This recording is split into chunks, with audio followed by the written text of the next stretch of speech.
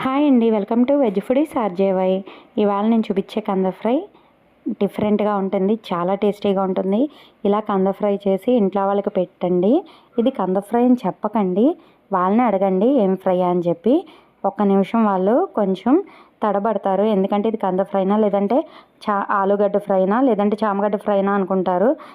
ఎందుకంటే మూడు similar taste ఉన్నట్టు ఈ కంద ఫ్రై ఉంటుందండి. కంద ఫ్రై అనేది చామగడ్డలాగా కొంచెం బంగాళదుంపలాగా ఉంటుంది టేస్ట్ అన్నది. కానీ చాలా సింపుల్ రెసిపీ, ప్రాసెస్ అన్నది. ఇలా కనుక చేసి పెడితే ఇంకా అస్తమానం ఇదే చేయమంటారు. రెసిపీలోకి వెళ్ళిపోదాం. ముందుగా ఒక కందం తీసుకొని చిన్న చిన్న ముక్కల్లా కట్ చేసి కొంచెం పుల్లటి మజ్జిగలో నానబెట్టి 10 నిమిషాలు తర్వాత తీసేసి వాటిని వాటర్లో వేసి కడిగేసుకుని తర్వాత ఒక గిన్నెలో వేసుకొని వాటర్ వేసుకొని కొంచెం పసుపు ఉప్పు వేసి ఒక 5 నిమిషాలు బాగా ఉడకనివ్వాలండి. 5 నిమిషాలు సరిపోతుంది. తర్వాత తీసేసి వాటర్ అంతా సపరేట్ చేసేయాలి.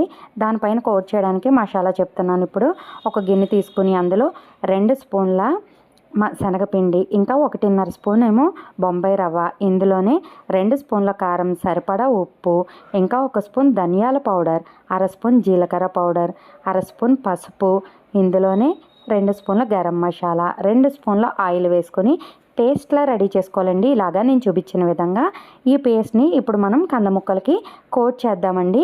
వేడిగా ఉన్న కంద ముక్కలైనా ప్రాబ్లం లేదు, చల్లబడినా పర్వాలేదు, ఎందుకంటే మనం మళ్ళీ వీటిని ఫ్రై చేస్తాం కాబట్టి. నేను ఇలా వేడిగా ఉన్నప్పుడే మొత్తం అంతా కూడా బాగా పట్టే విధంగా కోట్ చేసేసానండి. కోట్ చేసేసి తర్వాత దీన్ని బ్యాచ్ వైజ్ తవ్వ పైనే మనం ఫ్రై చేయాలండి. మూకుట్లో చేయకూడదు, పేస్ట్లా అయిపోతుంది. నేను చెప్పిన విధంగా తవా పైన కనుక మీరు ఫ్రై చేశారంటే టేస్టీగా ఉంటుంది. ఇది స్నాక్లా కూడా తినేయచ్చు, క్రంచీగా కూడా ఉంటుంది. కొంచెం చల్లబడిన తర్వాత మెత్తగా ఉంటుందేమో, కానీ వేడివేడిగా తినేస్తే పైన ఆనియన్స్ వేసుకొని నిమ్మకాయ పిండుకొని స్నాక్లో కూడా ఉంటుంది, అంత బాగుంటుంది. చూసారు కదా, ఇలా మొత్తం అన్నీ కోట్ చేసుకున్నాను. 2 సైడ్స్ మొత్తం అంతా కూడా మసాలా అన్నది పట్టాలండి. ఇలా పట్టిన వాటిని పక్కన పెట్టుకొని ఒక తవా తీసుకోవాలండి. ఇప్పుడు తవా తీసుకొని దానిపైన ఒక 4 స్పూన్ల వరకు ఆయిల్ పట్టిందండి. ఫస్ట్ 2 స్పూన్లు ఒక బ్యాచ్కి, తర్వాత 2 స్పూన్లు ఒక బ్యాచ్కి వేసాను. ఇప్పుడు ఆయిల్ వేసిన తర్వాత ఇందులో మనం బాగా ఈ తవా అన్నది బాగా వేడైన తర్వాత దీనిపైన మొత్తం ఈ కంద ముక్కలన్నిటిని కూడా పెట్టేసుకొని ఆయిల్ అన్నది మొత్తం అంతా పట్టే విధంగా తవ్వాని కదుపుకుంటూ ఒక్క సైడ్ కలర్ చేంజ్ అవ్వాలండి. కలర్ చేంజ్ అయిన తర్వాతే మనం ఫ్లిప్ చేసుకోవాలి తర్వాత సైడ్కి, లేదంటే పేస్ట్ అన్నది అటు ఇటు చెదిరిపోతుంది. ఇటువంటి ఫ్రై కోసం అని చెప్పి మ్యాక్సిమం మనం నాన్ స్టిక్ తవా వాడితేనే బెస్ట్ అండి. ఎందుకోసం అంటే మనకి మసాలా అన్నది నార్మల్ దానికి అంటుకుపోతుంది, డైరెక్ట్ కందముక్కలా వచ్చేస్తుంది. అందుకోసం అని చెప్పి సెకండ్ బ్యాచ్ కూడా వేసుకొని 2 కూడా ఫ్రై అవనివ్వాలి. నేను చూపించిన విధంగా ఇలా కలర్ వచ్చేలాగే దీనిపైన కొంచెం కరివేపాకు, స్లైసెస్లా కట్ చేసుకున్న పచ్చిమిరపకాయలు కూడా వేసుకొని దీన్ని కూడా ఒక్క 2 మినిట్స్ అన్నది ఈ కరివేపాకు పచ్చిమిరపకాయలు వేసుకున్న తర్వాత కూడా 2 మినిట్స్ ఫ్రై అవనిస్తే సరిపోతుందండి. టేస్ట్ వేరే లెవెల్లో ఉంటుందండి.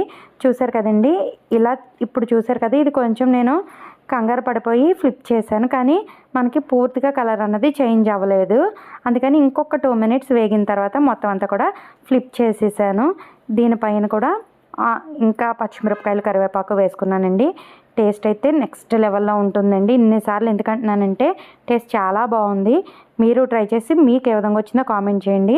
వీటిని విడిగా వేరే ప్లేట్లో డైరెక్ట్గా వేసేసుకొని వేడి వేడి అన్నంలోకి చారు ఉన్నా, లేదంటే పప్పు చారు ఉన్నా, లేదంటే సాంబార్ ఉన్నా, పప్పుతో అయినా కూడా, ఏ పప్పుతో అయినా సూపర్ కాంబో అండి. మనం నార్మల్గా అయితే బంగాళదుంప ఎక్కువగా తింటాం పప్పుతో. ఒక్కసారి ఇలా ట్రై చేయండి, మీరే చెప్తారు అస్తమానం ఇదే చేస్తారు.